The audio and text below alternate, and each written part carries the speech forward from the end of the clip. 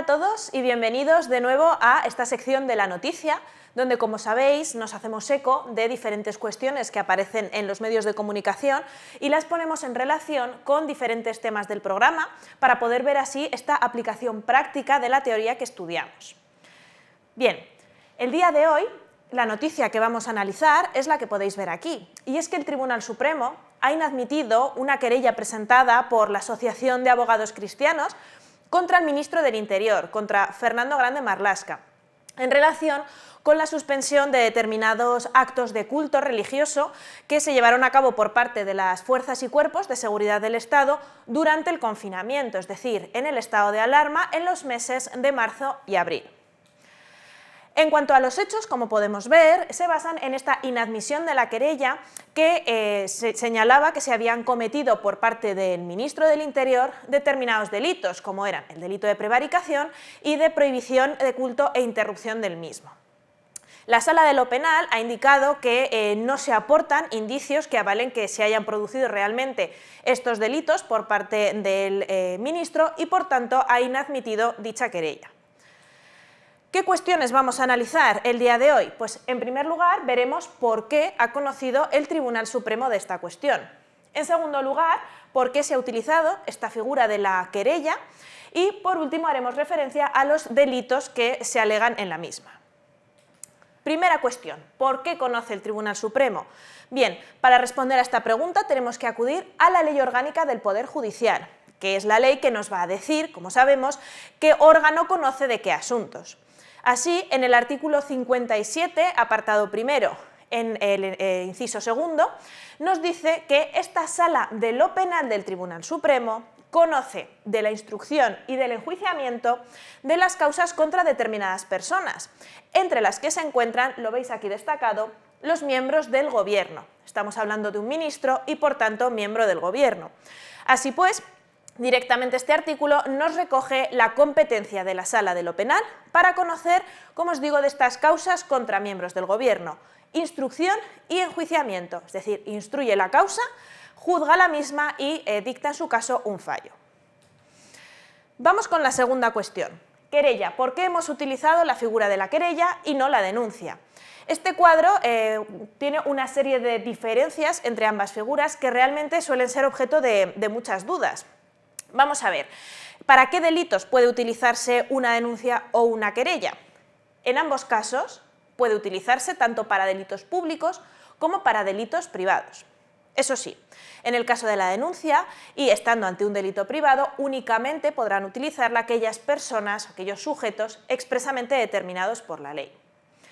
En cuanto a quiénes también pueden presentar cada una de estas figuras, pues en el caso de la denuncia, puede y de hecho debe presentarla cualquier persona que presencie un delito.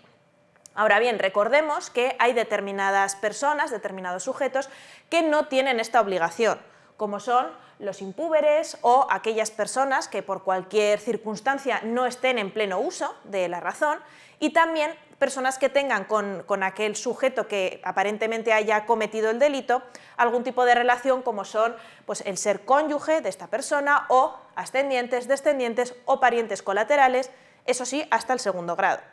Sin embargo, en la querella puede ser presentada por cualquier ciudadano español, ese haya sido o no ofendido por el delito, y también por extranjeros, si bien en este caso sí que se exige que hayan sido ofendidos por el delito. Y aquí, al final del todo, encontramos la diferencia principal entre ambas figuras, y es que en la denuncia, el denunciante no tiene por qué ser parte en el proceso. Si yo veo cómo se ha cometido un delito, puedo denunciarlo, pero no tengo por qué formar parte del procedimiento judicial. Eso sí, en la querella, al contrario, la persona que presenta una querella interviene personalmente como parte acusadora en el proceso.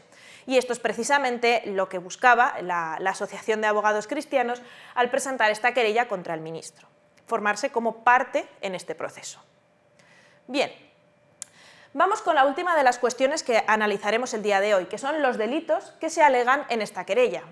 Por un lado, tenemos los delitos contra libertad de conciencia o contra los sentimientos religiosos. Y en segundo lugar, un delito de prevaricación. Vamos con el primero de ellos, delitos contra los sentimientos religiosos. Concretamente, en la querella se hace referencia a dos delitos, los artículos 522 y 523 del Código Penal. El artículo 522, lo veis aquí, castiga a quienes por medio de violencia, intimidación, fuerza o cualquier otro medio de estas características impida a alguien practicar actos propios de sus creencias, de la creencia que profese. Podría ser, por ejemplo, pues, en el caso de la religión católica, pues, impedir a alguien asistir, por ejemplo, a una misa. En el caso del segundo punto, que realmente no es el que afecta en esta querella, pero aquí nos hacen referencia a los casos en los que, utilizando estos mismos medios, violencia, intimidación, fuerza, etc., no es que se impida practicar estos actos, sino que se obligue a practicarlos, se fuerce a ello. En este caso, como os digo, estaríamos en el primer punto. Artículo 523 del Código Penal, también aparece en esta querella y nos recoge, castiga a quien también con violencia, amenaza, tumulto o este tipo de actos impida o interrumpa actos, ceremonias, funciones, cualquier tipo de manifestación de una confesión religiosa. Se exige que esté inscrita en el registro público que a estos efectos tiene el Ministerio del Interior. En estos casos la pena es mayor de la que hemos visto en el artículo anterior, que en ese caso era multa. Aquí tenemos prisión de 6 meses a 6 años si interrumpir estos actos se hace en un lugar destinado al culto. Y en el caso de que fuera en otro lugar, sí que estaríamos ya en una pena de multa. Bien, ¿qué opina el Tribunal Supremo a este respecto? Pues dice que no concurren los elementos que recogen estos artículos porque no hay violencia, intimidación, fuerza a la hora de que las fuerzas y cuerpos de seguridad del Estado suspendiesen determinados actos. Y además, esta restricción a la celebración de los actos de culto venía justificada por evitar reuniones que pudieran hacer que la pandemia empeorase en este momento. Recordemos que estábamos en los meses de marzo y abril. Además, estábamos bajo el estado de alarma. Y en este sentido, si acudimos a la Ley Orgánica 4/1981, que regula precisamente los estados de alarma, excepción y sitio, vemos que el estado de alarma permite, entre otras cosas, limitar la circulación o la permanencia de personas en determinados lugares. Pero es que además, si acudimos al Real Decreto por el que se activó este estado de alarma en marzo, su artículo 11 hace referencia expresa a los lugares de culto, diciendo que la asistencia a los mismos está condicionada a la adopción de las medidas que sean necesarias para garantizar la seguridad. Si no podemos estar muchas personas en el mismo sitio, no puede haber distancia suficiente o cualquier otra circunstancia, se podrían suspender estos actos. Bien. El segundo de los delitos que hemos visto que aparece en esta querella es el delito de prevaricación, concretamente en el ámbito del artículo 404 del Código Penal. Y se nos dice que la autoridad o funcionario público que, aun a sabiendas de su injusticia, dicte una resolución arbitraria, será castigado con pena de inhabilitación especial. Ojo, es una pena importante, estamos hablando de una pena de 9 a 15 años. En este caso, ¿qué opina el Tribunal Supremo de este delito de prevaricación?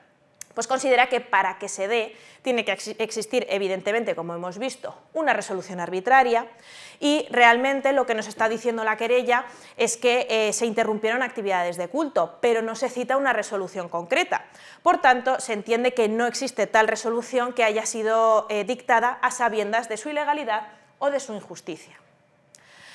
Por tanto, a modo de conclusión, podemos ver cuáles han sido las causas que han llevado al Tribunal Supremo a inadmitir la querella. Hemos visto que consideraba que había falta de indicios delictivos, que además esos hechos que se consideraban delictivos realmente no lo eran, en un caso, por considerarse que estamos amparados en el estado de alarma y, por tanto, esta limitación de asistencia a los lugares de culto estaba justificada. Y en el segundo lugar, respecto a la resolución, no existe tal resolución, no puede haber prevaricación porque no se ha actuado de forma arbitraria.